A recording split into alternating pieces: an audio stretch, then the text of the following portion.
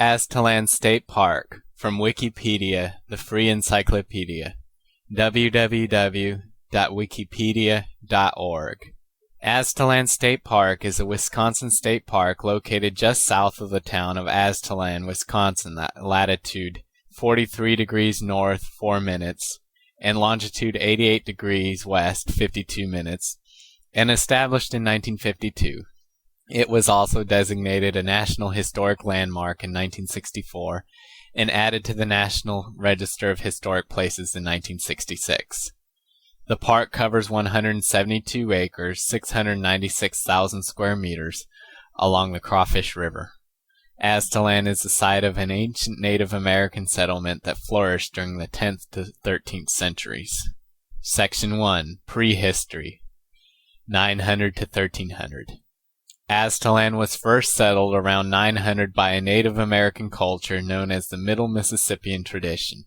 The most famous example of a Middle Mississippian settlement is at Cahokia, Illinois. These settlements are characterized by the construction of mounds, stockades, and houses, by decorated pottery and agricultural practices. There are also elements of the woodland culture found here. The residents were involved in trade. Some of the items found include copper from Michigan's Upper Peninsula, shells from the coast of the Gulf of Mexico, and stone from the other areas of the Midwest. Sometime between the years 1200 and 1300, the Aztalan settlement was abandoned for reasons that remain unknown to this day. Life in Aztalan. Most of the residents dwelt in circular or rectangular houses between the river and eastern secondary wall. The placement of the structures suggests that the layout was planned, but not in rows such as are found along streets. Posts for the house frames were either placed in individual holes or in a trench dug slightly narrower than the posts. Walls were then completed with wattle and daub, a plaster mixture of grass and clay, and the roof covered with bark or thatch. The doorway usually faced south to keep out the winter's north winds. Inside, a single family slept on pole frame beds covered with tamarack boughs, deer skins, and furs. A fire was kept in the middle of the house, and a hole in the roof let out the smoke. Pits in the house stored foods like corn, nuts, and seeds in woven bags, while perishable foods like meat were probably stored outside prior to cooking. The site was well chosen to provide a variety of food sources and other resources.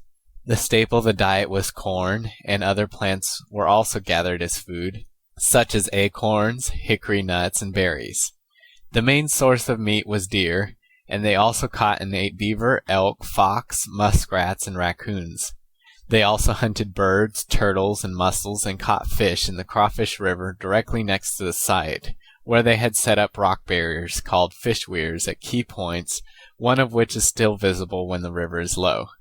Some of the fish found have been catfish, bass, suckers, buffalo fish, pike, drumfish, and gar. Raw materials for tools and building were available in the area, or could be obtained through trade from remote places. Trees nearby provided wood for posts, for house walls and stockades, bows and arrow shafts, bowls and spoons, and firewood. Smaller tree branches and grass were used for bedding and roofs. Shells from the river could be used for jewelry, beads, spoons, and digging tools, and clay was dug for pottery. Physical features. The most obvious features of Aztalan are its pyramid-shaped platform mounds and its stockade. Mounds. There are 3 platform mounds on the site. The largest is the one in the southwest corner of the stockade. One almost as large is located in the northwest corner. The smallest of the 3 is along the east side of the settlement near the Crawfish River, labeled West Branch of Rock River on the plates. The hill in the southeast corner is a natural gravel knoll, not built by the inhabitants. The largest mound was built in 3 stages, with a set of steps leading to the top, where a structure was built over the entire flat top. The mound was covered with a clay cap, probably to enhance its appearance. Corn was stored in pits inside the structure, but there are several theories about why this corn was kept here, and the reason for the structure itself. This may have been the storage facility for the entire village, storage for food just for the top village officials. It may have been used for ceremonies and rituals, or it could have been a house for the village officials. This structure was rebuilt each time a larger stage of the mound was built on top of the old. The northwestern mound was also built in 3 stages. A special structure, approximately 4 meters by 2 meters, 12 feet by 5 feet, with its long axis towards the northeast-southwest, was built on the west side of the mound, with a doorway in its southwest corner, and covered with a mixture of clay, willow branches, and grass.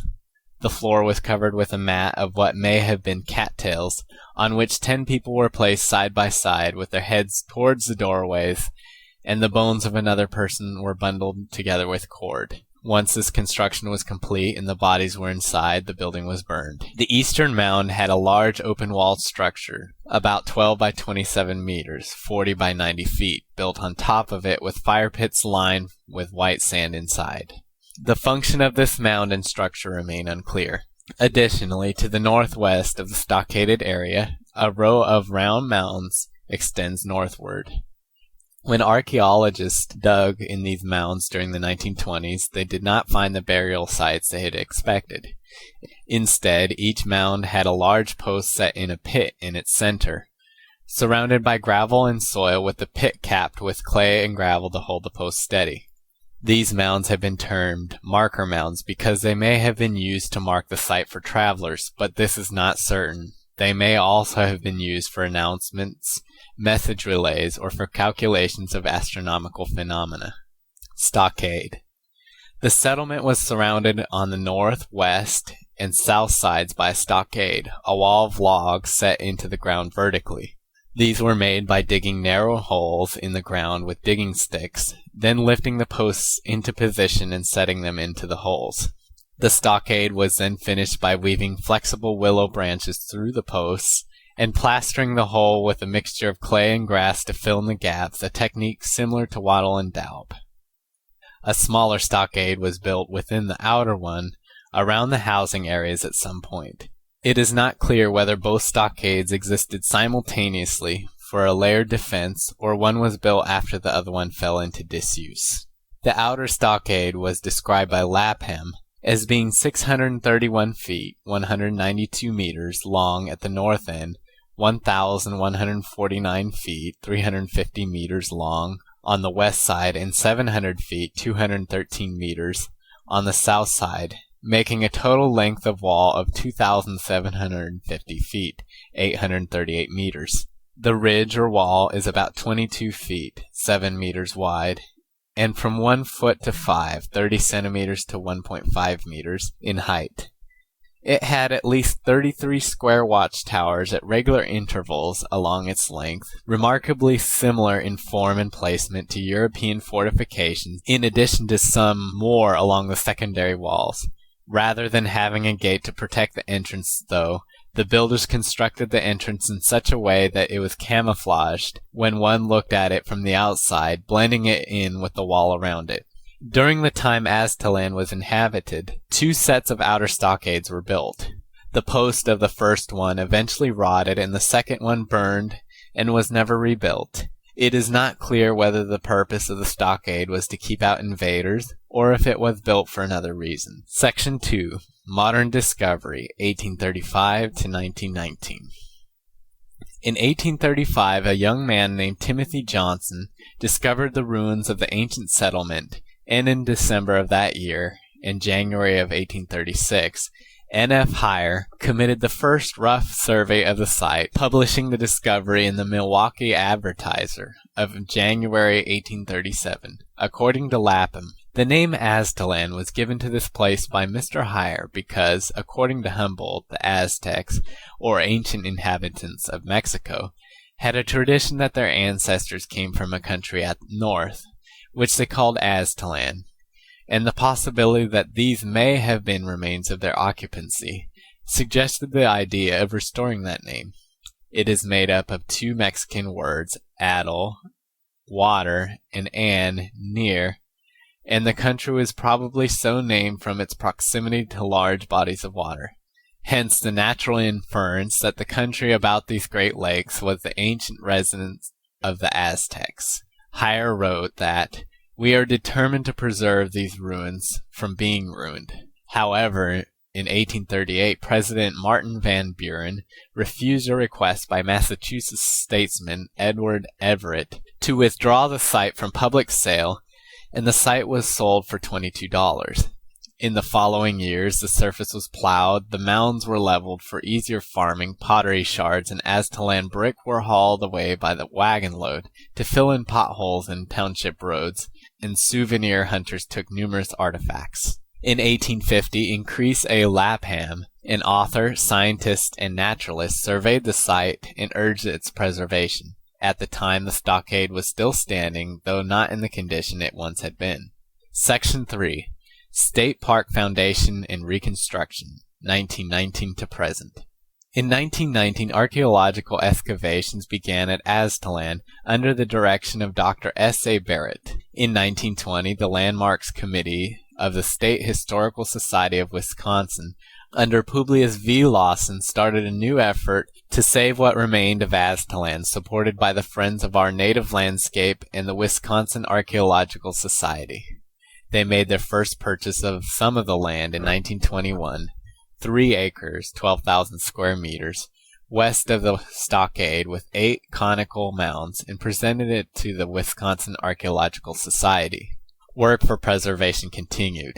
In 1936, the state's archaeological and historical societies petitioned the federal government for funds to reconstruct the stockade without success. In 1941, the newly founded Lake Mills Aztalan Historical Society began an energetic campaign to preserve the stockade area. In 1945, the Wisconsin State Assembly passed a bill directing the State Planning Board to study the possibility of establishing a state park at Aztalan. In 1947, the Wisconsin State Legislature passed a resolution requesting the State Conservation Commission to purchase Aztalan. 120 acres, 490,000 square meters, were purchased to this end in 1948, and the Wisconsin Archaeological Society and the Lake Mills Aztalan Historical Society donated their holdings. Aztalan opened to the public as Aztalan State Park in 1952. Aztalan was designated a registered National Historic Landmark in 1964 and added to the National Register of Historic Places in 1966. In 1968, portions of the stockade wall were reconstructed by placing new posts in the original holes. A section of this was also covered with the wattle and daub, but this has since worn away or been removed.